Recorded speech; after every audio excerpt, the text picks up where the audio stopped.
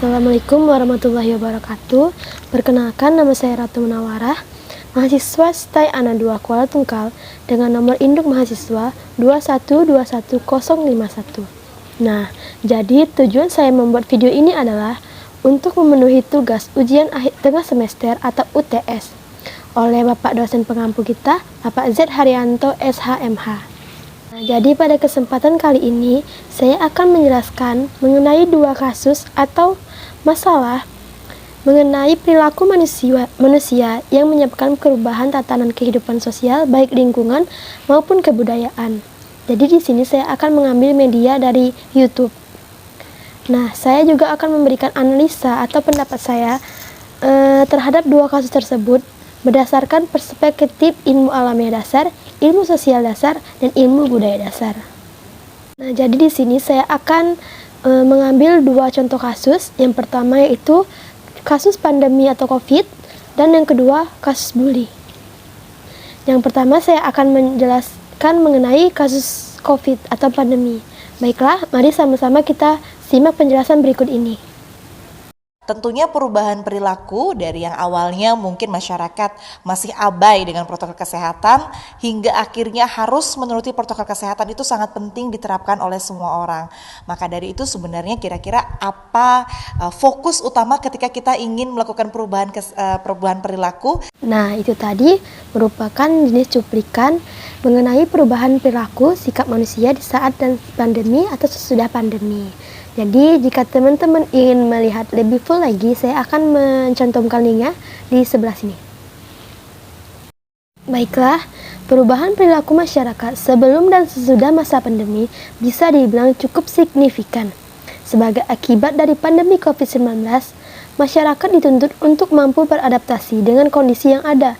Beragam aktivitas yang biasa dilakukan sebelum pandemi seperti bersekolah, bekerja, dan bersosialisasi bisa berubah menjadi kegiatan dilakukan secara daring saat ini.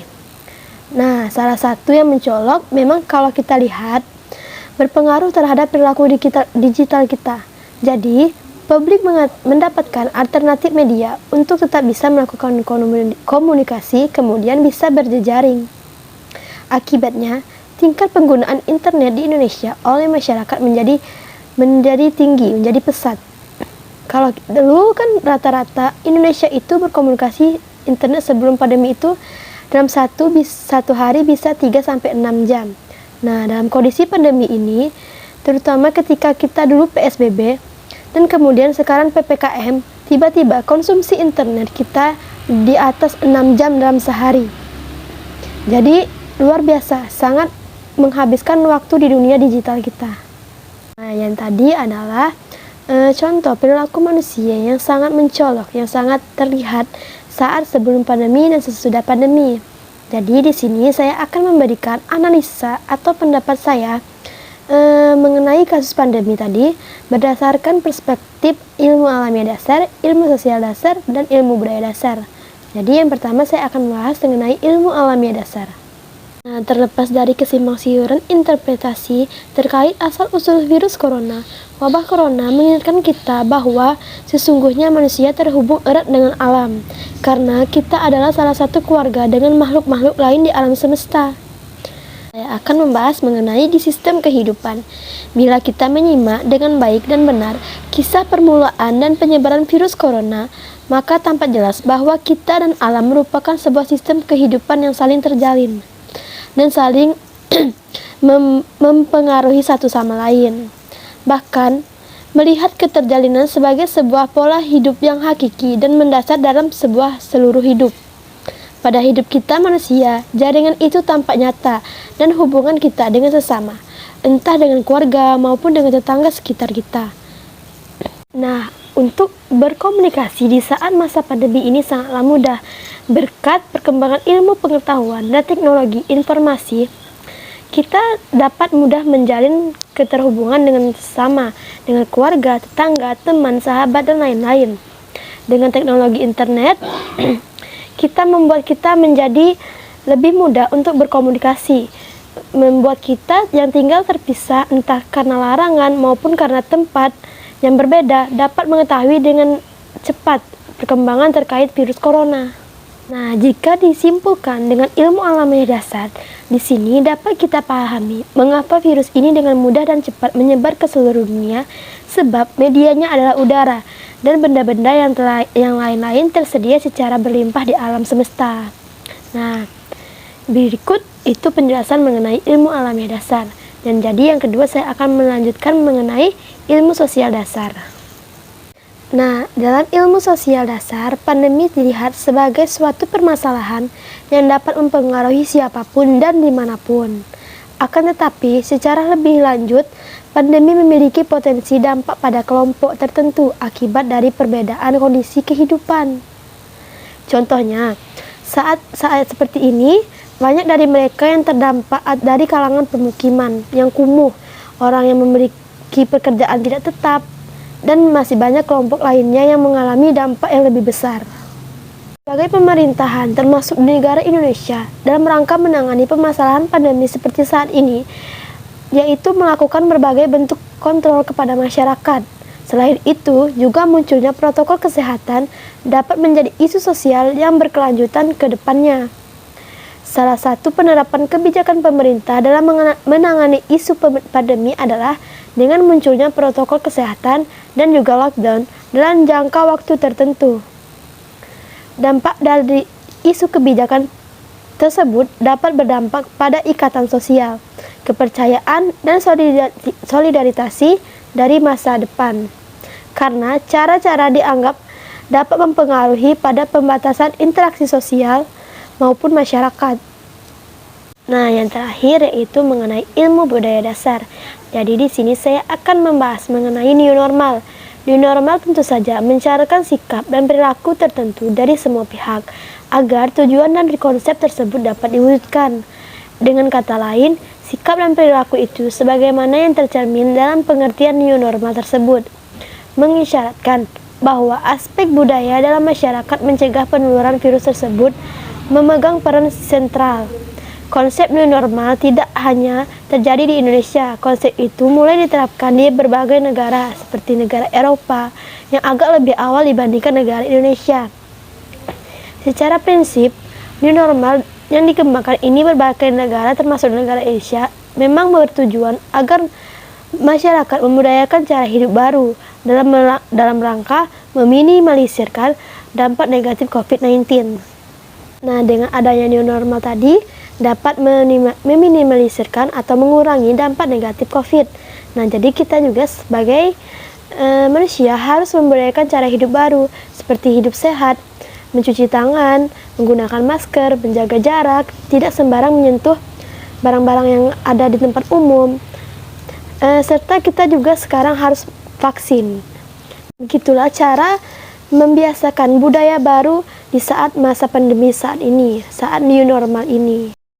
Nah, baiklah, tadi itu penjelasan saya mengenai masa pandemi atau COVID secara ilmu alamiah dasar, ilmu sosial dasar, dan ilmu budaya dasar. Sekarang saya akan lanjut ke kasus yang kedua, yaitu kasus bully. Berikut sama-sama kita simak penjelasannya.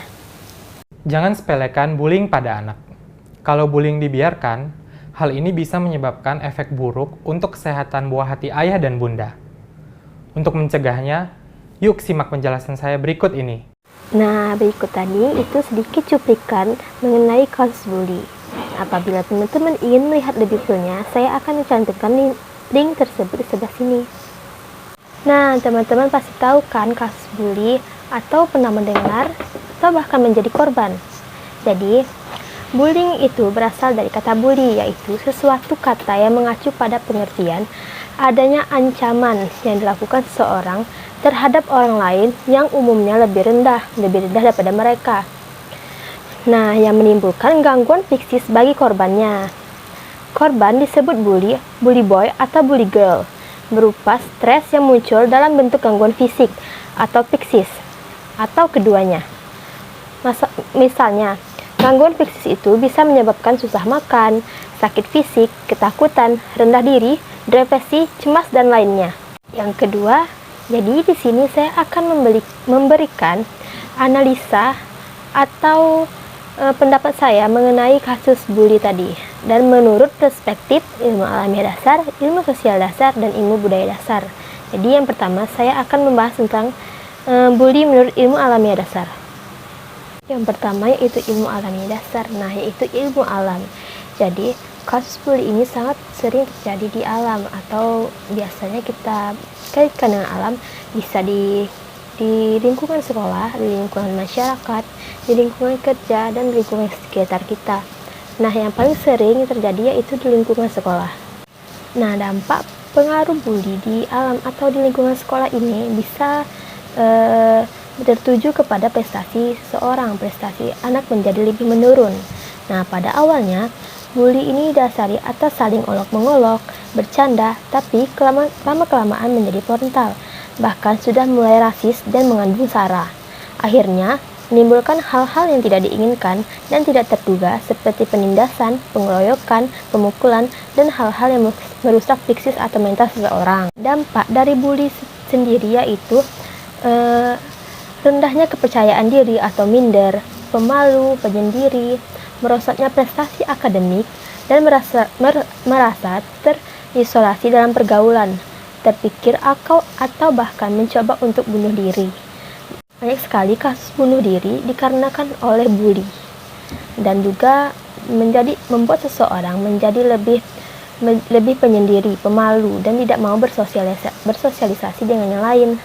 Melihat besarnya dampak dari bully, kita sebagai guru maupun orang tua harus senantiasa mengawasi dan memantau anak kita dan kegiatannya, baik di dunia nyata maupun dunia maya, agar anak kita bisa lebih terarah dan memiliki keputusan mana yang baik dan mana yang tidak baik dan akan berdampak buruk bagi masa depannya kelak.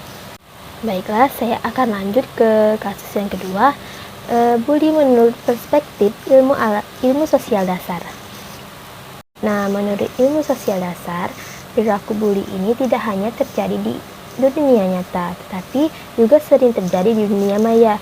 Sini saya akan membahas mengenai perilaku bully yang sering terjadi di dunia maya. Ada yang disebut dengan cyberbullying. Apa itu cyberbullying? Cyberbullying merupakan perundungan dunia maya, perundungan dengan menggunakan teknologi digital. Hal ini dapat terjadi di media sosial, chatting, bermain game dengan ponsel. Cyberbullying adalah perilaku agresif yang bertujuan dan yang dilakukan suatu kelompok atau individu menggunakan media elektronik secara berulang-ulang dari waktu ke waktu terhadap seseorang yang dianggap tidak mudah melakukan perlawanan atas tindakan tersebut. Jadi, terdapat perbedaan kekuatan antara pelaku dan korban.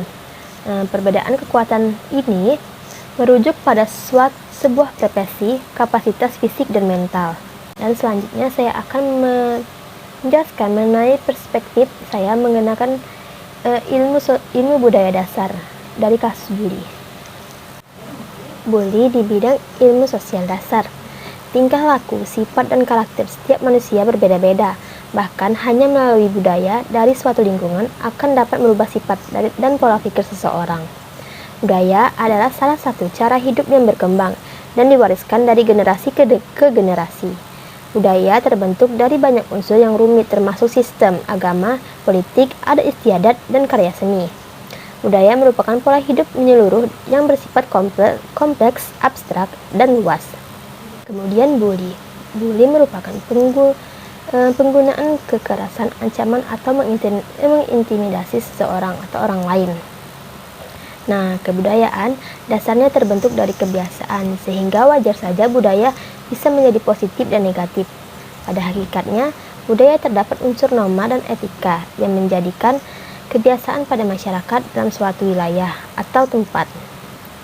Apa bullying itu merupakan budaya yang baik? Tidak. Jadi bullying itu merupakan budaya yang buruk.